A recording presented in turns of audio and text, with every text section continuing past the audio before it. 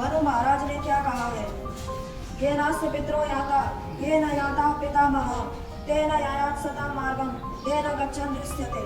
यह मनुस्मृति का श्लोक है।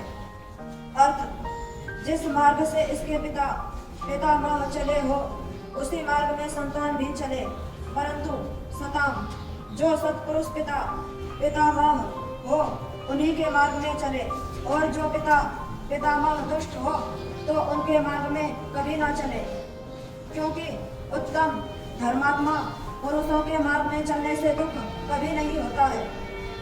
इसको तुम मानते हो व नहीं?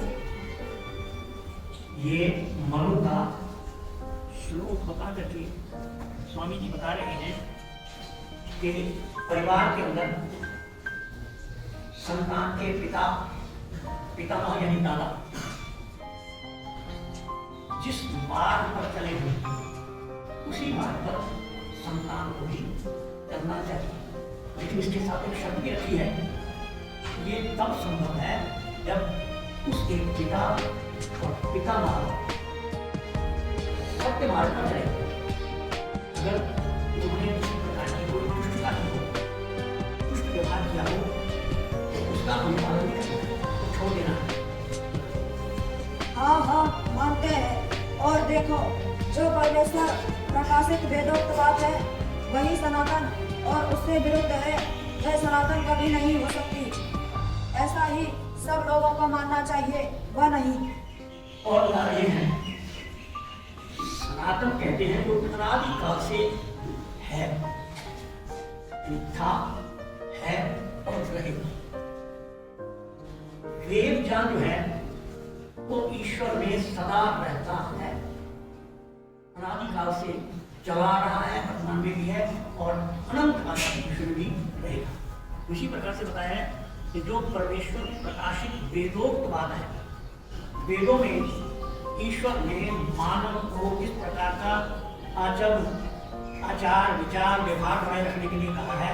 अगर हम उसी प्रकार के अनुसार हम अपने जीवन को चलाते हैं, अपना आचार विचार व्यवहार उसी प्रकार का रखते हैं, उस अवस्था में वो मानने की योग्य है। अगर उसके विपरीत चलते हैं तो उसको छोड़ने का प्रयास करें। अवश्य चाहिए। जो ऐसा न माने उससे कहो कि किसी का पिता दरिद्र हो और उसका पुत्र धनाढ्य होवे, तो क्या अपने पिता की दरिद्रावस्था के अभिमान से धन को फेंक देवे? हमने बताया है कि जिस तरह से पहले कहा गया है कि नहीं, जिस प्रकार से पितामह चले हों उसी प्रकार से संतान को भी चलना चाहिए। तो आगे ये बताया गया कि अगर किसी का पिता और उसके पास धन ना हो, लेकिन उसकी संतान ने उद्योगी बन गई है, संतान कर लिया है, तो इसका मतलब ये सोच लेते हैं कि अपने पिता या पितामह के अनुसार चलना है तो वो अपना धन छोड़ देगा, फेंक देगा नहीं, क्योंकि वो उस समय उनकी अवस्था विशेष थी जिस कारण से उनके पास धन नहीं था। अब संतान में विद्या होने के कारण धन उत्पन्न कर दिया है, उसके प्रारब्ध के कारण है, उसके कर्मों के कारण अगर उसको एक फल मिल रहा है तो उसको वही ढूंढना चाहिए। क्या जिसका पिता अंधा हो उसका पुत्र आंखों को खोल डाले? जिसका पिता कुकर्मी हो क्या उसका पुत्र भी कुकर्म ही करे? इसी प्रकार से बताया कि जो अच्छी, पहले बताया कि जो सत्कर्म हो, शुभ कर्म हो, उनका तो पालन करना चाहिए। जो दुष्ट कर्म हो, दुष्ट आचार विचार करना हो, उनको छोड़ने का। इसलिए बता दिए कि पिता अंधा है तो क्या उसकी संतान भी अपने आप में पूर्ण है, और जिसका पिता कुकर्मी हो तो क्या उसकी संतान भी कुकर्मी हो। साधारणतया अगर पिता किसी प्रकार का कोई विषय है,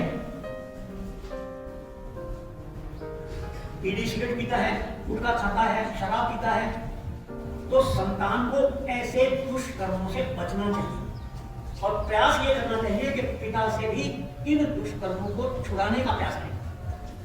नहीं, किंतु जो पुरुषों के उत्तम कर्म हो उनका सेवन और दुष्ट कर्मों का त्याग कर देना सबको अत्यावश्यक है। यही बताया कि जो उनमें परिवार के अंदर, समाज के अंदर उत्तम गुण कर्म स्वभाव हो उनका पालन करें, और जो उसमें बुराइयां हो, दुष्ट कर्म हो, उनको छोड़ने का ही प्रयास करना चाहिए।